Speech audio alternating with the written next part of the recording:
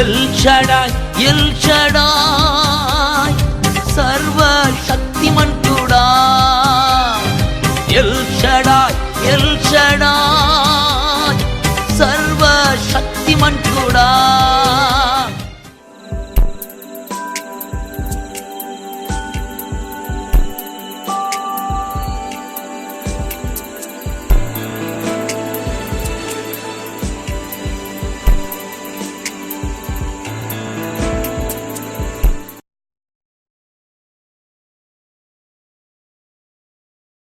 ప్రభుకే వందనాలు చెల్లించుకున్నాం. ప్రియమైనటువంటి దేవుని బిడ్డలందరూ కూడా ప్రభువును వందనాలు చెల్లిస్తున్నాను. 1 కొరింథీ 15వ అధ్యాయం 35వ వచనం సహాయం చేస్తుండగా మనం చేస్తున్నాం. అయితే మృతులు ఎలాగా లేతురు, వారెట్టి శరీరముతో ఒత్తురని ఒకరు అడుగును. ప్రార్థన చేసుకుందాం. పరిశుద్ధుడు తండ్రి, నిశ్చయం గల ప్రభా, నీకు వందనాలు స్తోత్రాలు చెల్లిస్తున్నా తండ్రి. ఎన్నిక లేని ప్రభా, నీ పాదాలను సహాయించి తండ్రి. కొద్ది నిమిషాలు తండ్రి, నా మాట కాక నీ మాటగా నీ బిడ్డలతో నాతో మాట్లాడే ప్రభు సమస్తమైనా నీ పరిశుద్ధాత్మ మాట్లాడే సహాయించి తండ్రి. ఈ లేఖనాలైనా ప్రతి బిడికి నాకు గ్రహించి మనస్సును దయచని వాకని ఆటకులు ప్రతి ఆటకని శ్రమలు బంధించమని ఏసే పరిశుద్ధ నామటి వేడుకున్నాను తండ్రి. మృతులు ఎలాగా లేస్తారు, వారు ఎట్టి శరీరంతో వస్తారని అడుగుతారు సహజంగా. అంటే ప్రభుని ఎరగని అన్ని జనులు అడగటంలో తప్పు లేదు. దేవుడి బిడ్డలు కూడా అడుగే సందేహంగా ఉంటారు. ఎట్లా లేస్తారు? యేసు ప్రభు ఈ లోకానికి వచ్చింది ప్రతివాన్ని బ్రతికించటానికి. ఎందుకు వచ్చాడు ఆయన? బ్రతికించటానికి. కానీ బ్రతికించి యేసు ప్రభుని మనుషులు ఆశ్రయించటంలా. ఇప్పుడు మనం ఆక్సిజన్ పిలుస్తున్నాం, అది ఎవరో మనకిచ్చారు? అది జనానికి తెలియదు. మనం పీల్చే గాలి యేసు ప్రభుది, మనం తాగే నీరు ఆయనది, మనలో ఉన్న ఆత్మ ఆయనది, మన దేహము ఆయన చేత్తో చేశాడు, మనం నివసించే భూమి ఆయనది, ఆకాశము నక్షత్రములు సమస్తము ఆయన మాట ద్వారా కలిగినది ఏది ఆయన లేకుండా కలగలేదు. సమస్తం ఆయన మూలంగానే కలిగింది. కానీ ఎట్లా బ్రతుకుతారు అనే సందేహం చాలాలో ఉన్నది. బ్రతుకుతారు. ఆయన మట్టిని బ్రతికించిన దేవుడు. ఆదికాండము 2:7 యెహోవా నేల మట్టి నుంచి నరుని సృజించి వాడి నాసిరరంధ్రాల్లో జీవాత్మ ఓదగా నరుడు జీవించెను. మట్టిని బ్రతికించిన దేవుడు ఆ మట్టిలో నుంచి ఒక ఎముకను తీసి ఆ ఎముకని స్త్రీగా చేసిన దేవుడు బ్రతికించడా? అవివేకంగా అజ్ఞానంగా ఉన్నారు క్రైస్తవులైనవాళ్ళు. అర్థం చేసుకొని మనము బ్రతకటానికే యేసుప్రభు నమ్ముకున్నాం. కానీ బ్రతకటం అంటే భౌతికమైన బ్రతుకు కాదండి. చాలామంది అర్థం చేసుకోవట్లా. అబ్రహాము చనిపోయాడు, ఇసాకు చనిపోయాడు, యాకోబు చనిపోయాడు, మోషే కూడా చనిపోయారు. పూర్వీకులు అబ్రహాము కానించి అంతకుముందు బ్రతికిన వారు 969 సంవత్సరాలు బతికాడు ఒక ఆయన, 960 సంవత్సరాలు బతికిన ఒక ఆయన. అట్లాగా చాలామంది ఎక్కువ సంవత్సరాలు బతికారు. అయితే ఇప్పుడు ఆ విషయం దేవుడు తగ్గించాడు. దైవ గ్రంథంలో వాక్యం ప్రకారం ప్రియమైన దేవుడు బిడ్డలారా 70, అధిక బలం ఉంటే 80. అయితే ఎట్లా బ్రతుకుతారు? దయచేసి 37 హెచ్కేల్ గ్రంథం 37వ అధ్యాయంలో ప్రవక్త అయిన హెచ్కేల్తో దేవుడు మాట్లాడుతున్నాడు. ఆయన ఆత్మవశుడై ఒక లోయలోకి తీసుకెళ్ళి ఆయన దించి ఆ ఎముకలు ఉన్న లోయలోకి, కుమారుడా, నరపుత్రుడా, ఇవి బ్రతకగలవా అన్నప్పుడు హెచ్కేల్ అంటున్నాడు, ప్రభా అది నీకే తెలుసు అన్నప్పుడు నీవు ప్రవచించమన్నాడు. ప్రవచించడంతో ఆ ఒక గొప్ప ధ్వని పుట్టిన తర్వాత ఆ ఎముకలన్నీ ఒకదాన్ని ఒకటి కలుసుకుని ఆ ఎముకల మీదకి మాంసమును నరమలము వచ్చేటట్టుగా ప్రవచించమన్నాడు. అట్లాగనే ప్రవచించాడు. ఆయన చూస్తుండగలని ఎముకలన్నీ ఒకదానికి ఒకటి యాడ్ అయినాయి. తర్వాత మాంసము, తర్వాత నరమలు, తర్వాత చర్మం వచ్చింది. ఇప్పుడు నలుదిశల నుంచి జీవాత్మ వచ్చి వాటిలో ప్రవేశించినట్టుగా ప్రవచించు నరపుత్రుడా అని అంటంతో అట్లానే ప్రవచించాడు. లెక్కింపశక్యం కాని మహాసైన్యము అక్కడ లేచి నిలబడ్డారు.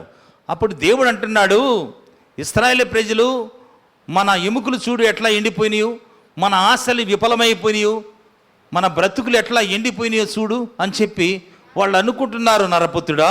కానీ నాకు అసాధ్యమైనది ఏమనున్నదా? ఎండిపోయిన నీ ఎముకలు నేను బ్రతికించగలను, సమాధులు నేను తెరవగలను. చదవండి ఇక్కడ. మొదటి నుంచి కదమ్మా.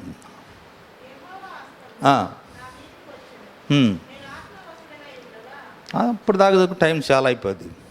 10 వచ్చింది. 10 నాకు ఆజ్ఞాపించినట్టు నేను ప్రవచింపగా జీవాత్మ వారిలోకి వచ్చును, వారు సజీవులే లేచి లెక్కింప సఖ్యము కాని మహాసైన్యము నిలిచిరి. చూసారా, నరపుత్రుడు చూసినప్పుడు అక్కడ ఏమున్నాయి? ఉత్త ఎండిపోయిన ఎముకలు ఉన్నాయి, పచ్చి ఎముకలు కాదు, ఉత్త ఎండిపోయినాయి, ఎప్పుడో చనిపోయారు. వాళ్ళ ఆత్మలు ఘోషిస్తున్నాయి ఏమని? మన ఆశలు విఫలమైపోయినాయి, మన బ్రతుకులు ఇట్లా అయిపోయినాయి, మనం నాశనం అయిపోయామే అని అనుకుంటున్నారు వాళ్ళు. ఆ ఆత్మల ఘోష దేవుడు విన్నాడు. విని హెచ్కేల్ని తీసుకెళ్ళి, నరపుత్రుడా ఈ బ్రతకం అంటే నీకే తెలుసు ప్రభు, ప్రవచించమనడు. మాట ద్వారా సృష్టిని కలగజేసిన దేవుడు ఒక ప్రవచనం ఎత్తడంతో పరిశుద్ధాత్మ శక్తి ఎంత గొప్ప కార్యం చేసినో అక్కడ మనకు అర్థమవుతుంది. కాబట్టి ప్రవచనం ఎత్తి వారితో ఇట్లనము, ప్రభువు యెహోవా సెలవిచ్చినది ఏమనగా, నా ప్రజలారా మీరున్న సమాధులు నేను తెరచెదను, సమాధుల్లో నుండి మిమ్మల్ని బయటికి రప్పించదును, ఇశ్రాయేలు దేశంలోకి నేను వాళ్ళని తోడుకొని వచ్చేదను. నా ప్రజలు నేను సమాధులను తెరిచి సమాధులను మిమ్మల్ని బయటికి రప్పించినప్పుడు నేను యెహోవానైనని మీరు తెలుసుకుందరు. మీరు బ్రతుకున్నట్టు నా ఆత్మ మీలో ఉంచి ఈ దేశంలో మిమ్మల్ని నివసింపజేసిన యెహోవా నాకు నేను మాట ఇచ్చి నెరవేర్చెదను, మీరు తెలుసుకుని వాళ్ళని ఈ మాట చెబుతున్నాను. హల్లెలూయా. బా మాట, దేవుడు ఆత్మ మనిషిని బ్రతికించింది, దేవుడు మాట మనిషిని బ్రతికించింది.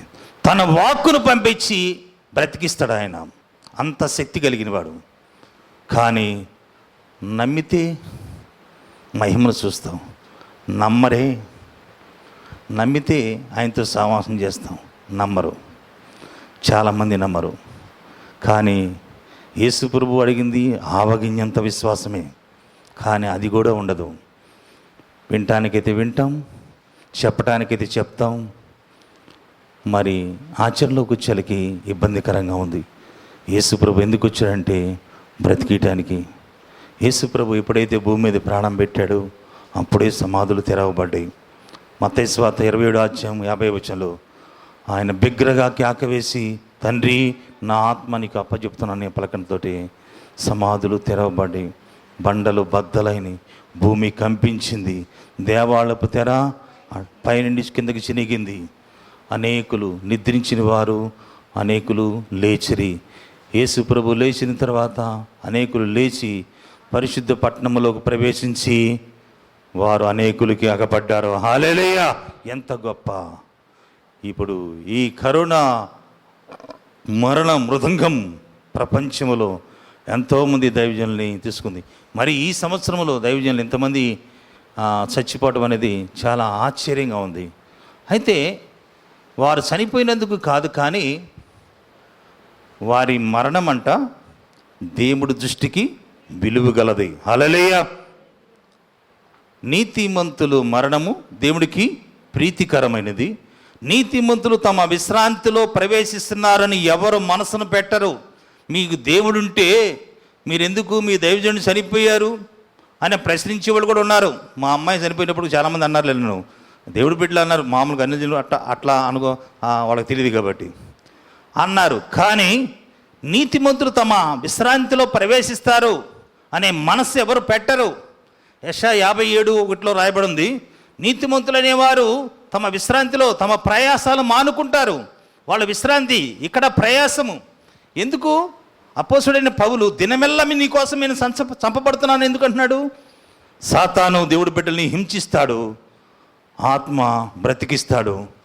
అక్కడ రాయబడింది వాళ్ళు విశ్రాంతిలోకి, మానవుడికి భూమి మీద విశ్రాంతి లేనే లేదు.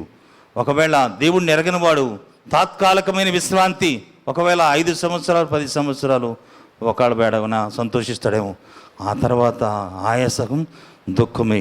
ప్రకటన గ్రంథములు 14:13 కూడా రాయబడింది, నీతిమంతులు మరి ఇప్పటి నుంచి క్రీస్తునందు మృతులైన వారు ధన్యులు.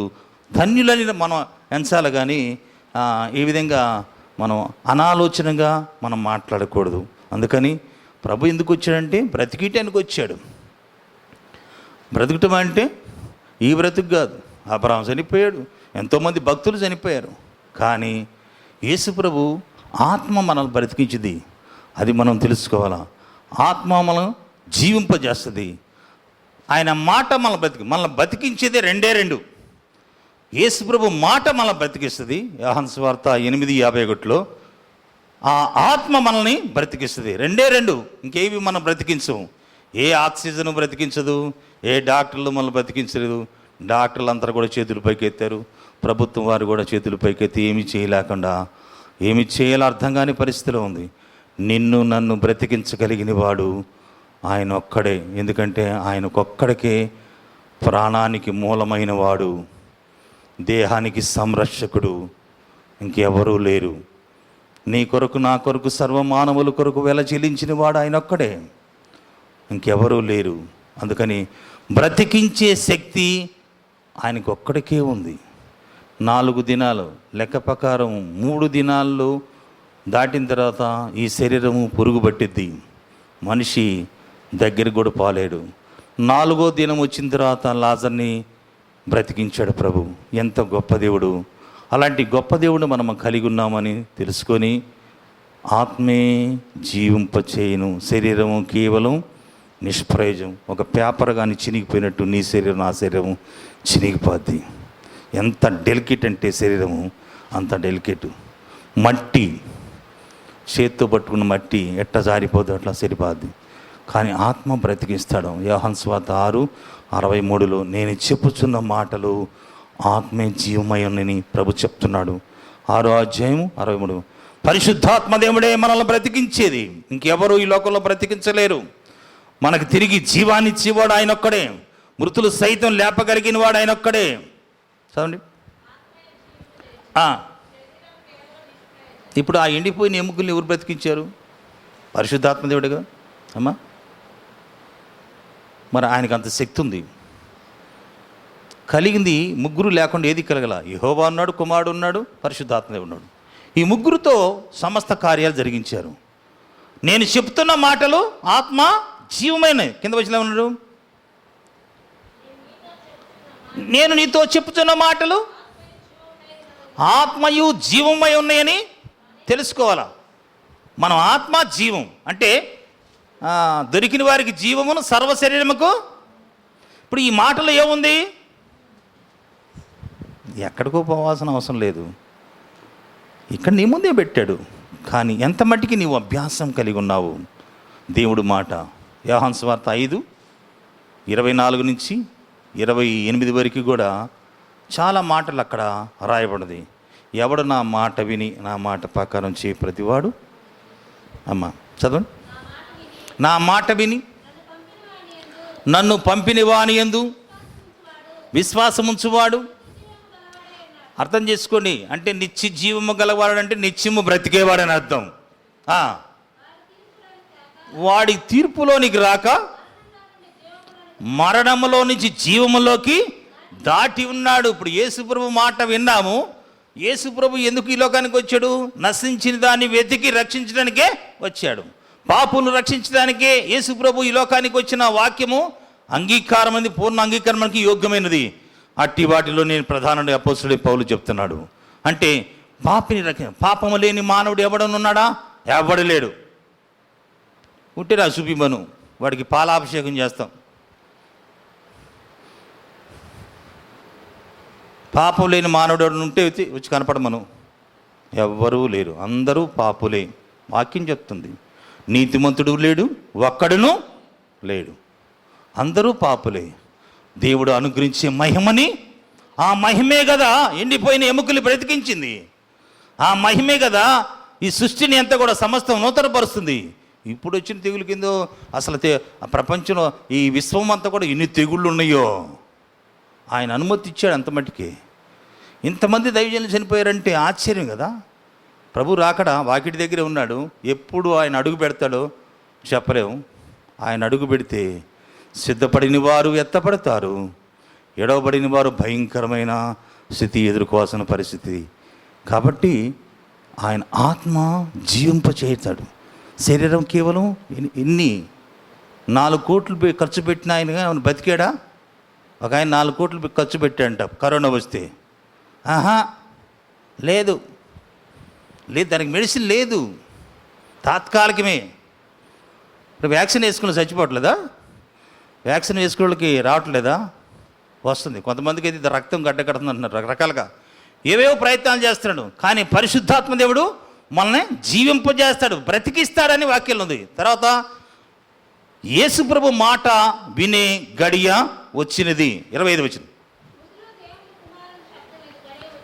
మృతులు దేవుడి కుమారుడు శబ్దము వినే గడియ వచ్చినది, ఇప్పుడే వచ్చి ఉన్నది. దాని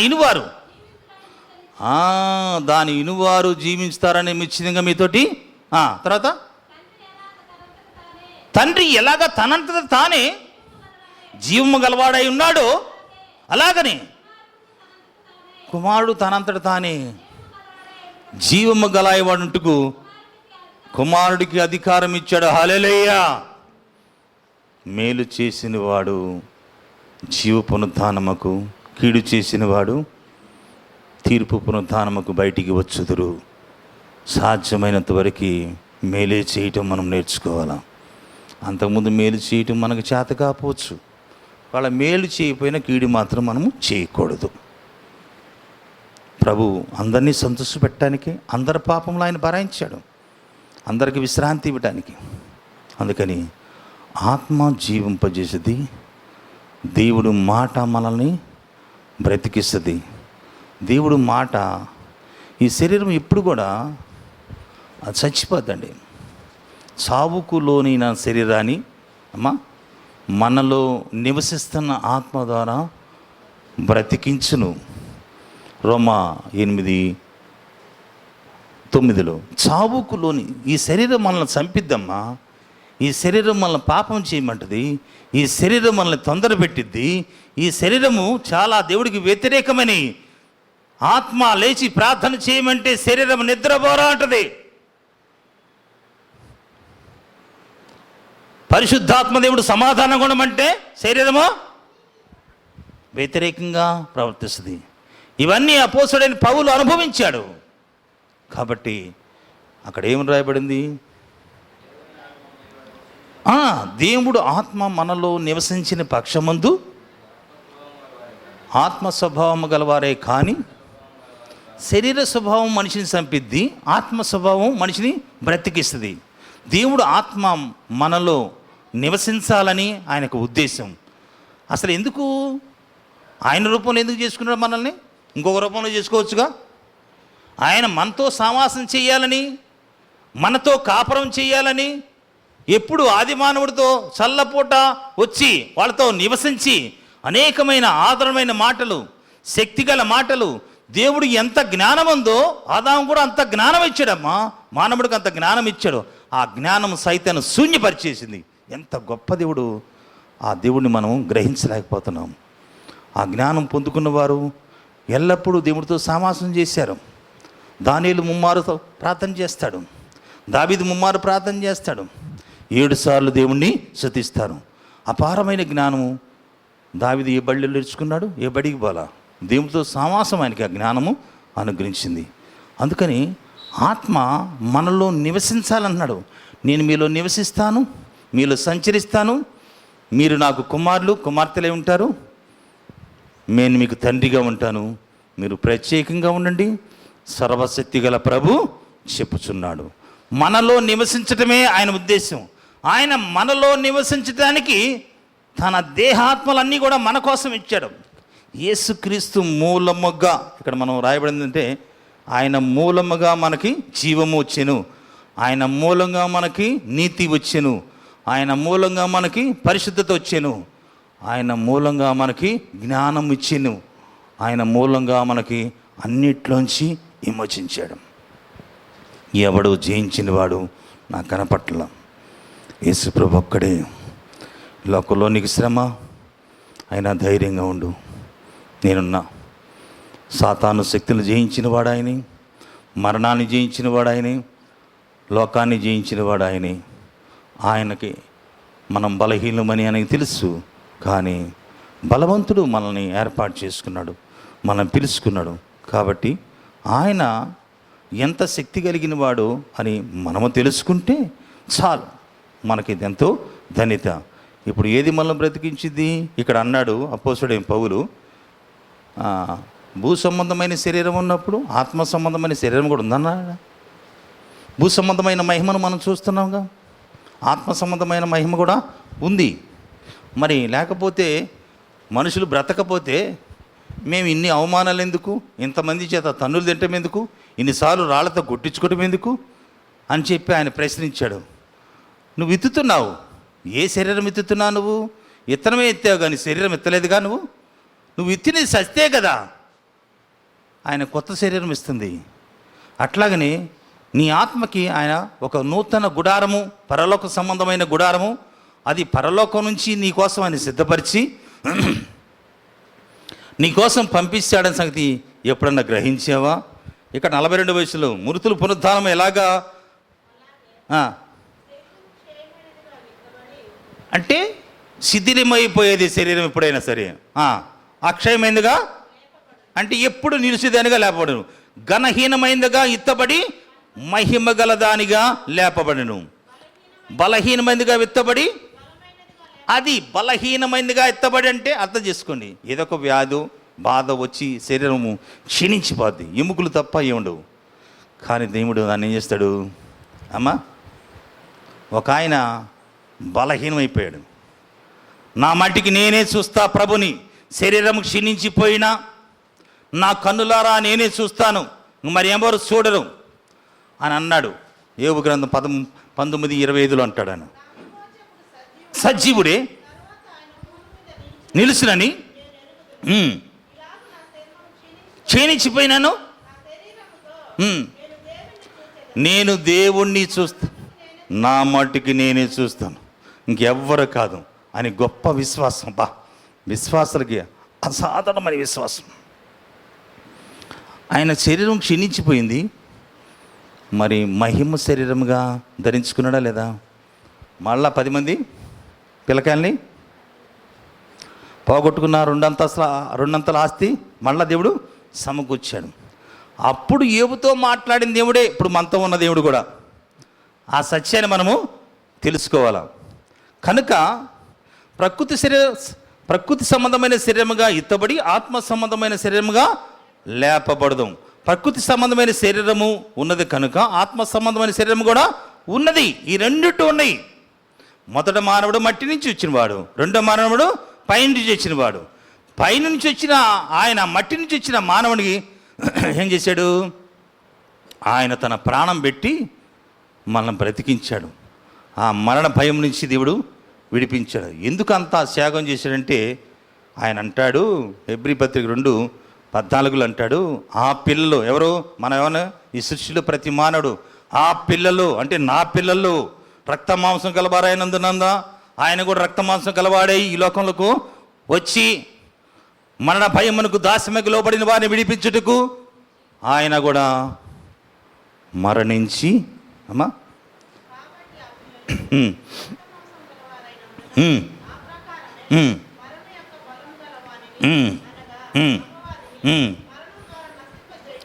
చేటుకును లోబడిన వారిని విడిపించెను అర్థం. అదే ఇక్కడ మనం చూస్తున్నాం 1 కొరింథీ 55 విజయము ఈ క్షయితను అక్షయితను ధరించుకునేను, మత్స్యమనేది అమత్స్యము ధరించుకునేను, విజయము కలిగినట్టు మరణము మింగబడెను అని రాయబడిన వాక్యము నెరవేర్చును. ఓ మరణమా నీ విజయం ఎక్కడ? ఓ మరణమా నీ ముళ్ళు ఎక్కడ? మరణమపు ముళ్ళు పాపముకున్న బలము ధర్మశాస్త్రమే, అయినను మన ప్రభువైన యేసుక్రీస్తు మూలముగా మనకి జయం అనుగ్రహించిన దేవుడికి స్తోత్రము కలుగునుగాక. హల్లెలూయా. ప్రభునందు నీ ప్రయాసము వ్యర్థము కాదు. నువ్వు చేసే ప్రార్థన జవాబిస్తాడు, నువ్వు చేసే ప్రతి సత్క్రియకి జవాబిస్తాడు. అన్నీ వ్యర్థం అన్నాడు ఒక భక్తుడు, కానీ ప్రభునందు ఏది కూడా వ్యర్థం కాదు. దేవుని నిమిత్తం ఏది చేసినా నీకు ప్రతిఫలం ఉంది. తెలుసుకొని ప్రార్థన చేయి, దేవుడు మాట నమ్ము, దేవుడితో సావాసం చెయ్యి, మనం బ్రతుకుతాము అనే వాక్యంలో రాయబడింది. శిక్ష తప్పించడం. ఇప్పుడు క్రీస్తు యేసు ఉన్న వారికి ఏ శిక్షా విధి లేదు. క్రీస్తు యొక్క ఆత్మ పాప నియమ మరణము నుంచి మనల్ని విడిపించును. దేవుడు ఆత్మ మనల్ని బ్రతికిస్తుంది, దేవుడు మాట మనల్ని బ్రతికిస్తుందని విశ్వాసం ఉంచి శాశ్వతమైన రాజ్యంలోకి సిలువ మీద గర్జితంగా ఎక్కడికి వెళ్ళాడమ్మా? నేడే నాతో పాటు పరదేశీలో విశ్రాంతిలోకి, నిశ్చిత్వంలోకి అప్పుడు వెళ్ళరు మనుషులు. పరదేశీ రైల్వే స్టేషన్లో కానీ వెయిటింగ్ రూమ్ అంటే చూడు, అట్లా ప్రతి ఒక్కరికి ఒక విశ్రాంతి స్థలం ఉంటుంది, అక్కడ నివసింపజేస్తాడు ప్రభువును నిద్రించిన వారికి. ఆ తర్వాత యేసు ప్రభు అనేకమైన బిల్డింగ్లు కడుతున్నాడు తన బిడ్డల కోసం, అక్కడ తీసుకెళ్తాడు. కనుక మరణించినప్పుడు మనం భయపడేవాళ్ళుగా ఉండకూడదు. మృతులు ఎట్లా లేస్తారనే సందేహం కూడా ఉండకూడదు. ప్రతిదీ కూడా చనిపోతేనే బ్రతికేది. కంపల్సరిగా యేసు ప్రభు ఈ లోకానికి ఎందుకు వచ్చాడంటే ప్రతి వాడిని బ్రతికియటానికే వచ్చాడు. నశించింది అని వెతికి రక్షించడానికే వచ్చాడు. లోకము దాని ఆశలు గతించిపోవును, భూమి ఆకాశములు గతించిపోవని పేతురున్నాడు. లోకము దాని ఆశలు గతించిపోతాని మరి చిన్న యోహాను అన్నారు. అన్నీ గతించిపోతాయి, దేవుడు మాట ఎక్కడికి పోదు. దేవుడు మాట మనల్ని బ్రతికిస్తుందని, దేవుడు మాటలను జీవింపజేస్తుందని మనం నమ్మి విశ్వసించి ప్రభులో ముందు సాగిపోదాం. దేవుడు చిన్న వాక్యాన్ని ఆస్వాదించును గాక. పరిశుద్ధుడైన తండ్రి, నిశ్చయం గల ప్రభావానికి స్తోత్రాలు చెల్లిస్తున్నా తండ్రి. అనేకుల్లో సందేహం ఉంది నాయన, మృతులు ఎలాగా లేస్తారని అన్నారు ప్రభా. అవును ఆయన, మృతులు లేపబడిన పక్షమందు ఈ ప్రయాసం ఎందుకు నాయన? మేము నిరాకరించబడిన వారు, వెలివేయబడిన వారు, అనేకులకు మురికిగా, అనేకులకి పెంటగా ఈ లోకంలో జీవించిన వారు అని అపోస్తుడు పౌలు దినమెల్లా మేము నీ కొరకు సంపబడుతున్నామని అన్నాడు ప్రభా. అవునయ్యా, కరువు, ఖడ్గము, వస్త్రహీనత, ఉపద్రవం, క్రీస్తు ప్రేమ నుంచి నన్ను ఏది ఎడబాపుతున్నాడు ప్రభా. నీ ప్రేమను తెలుసుకున్నవాడు అపోస్తుడైన పౌలు తండ్రి. అవునైనా బ్రతుకుతానికి బ్రతికటానికి వచ్చినావు ప్రభా. మట్టిని బ్రతికించిన దేవుడు, ఎముకలు బ్రతికించిన దేవుడు, ఎండిపోయిన ఎముకను బ్రతికించిన దేవుడు, సమాధిలో నా కుళ్ళిపోయిన శవాన్ని బ్రతికించిన దేవుడు. నీకు అసాధ్యం అంటే ఏం లేదు నాయన, నీకు సమస్తము సాధ్యం నాయన. నీతిమంతులు నాయన మరణం నీకెంతో విలువైంది. నీతిమంతులు తమ విశ్రాంతిలో ప్రవేశిస్తున్నారు. నీతిమంతులు తండ్రి తమ ప్రయాసాలు మాని వాళ్ళు తమ విశ్రాంతిలో ధన్యులుగా ఉంటున్నారని వాక్యంలో రాయబడింది ప్రభా. కనికరించి నాయన ఎందరో నాయన దైవజనులు మృతి చెంది ఉన్నారు తండ్రి. వాళ్ళందరికీ నాయన విశ్రాంతిలో తీసుకెళ్ళేందుకు నీకు వేలాది కోట్ల స్తోత్రాలు చెల్లిస్తున్నా ప్రభా.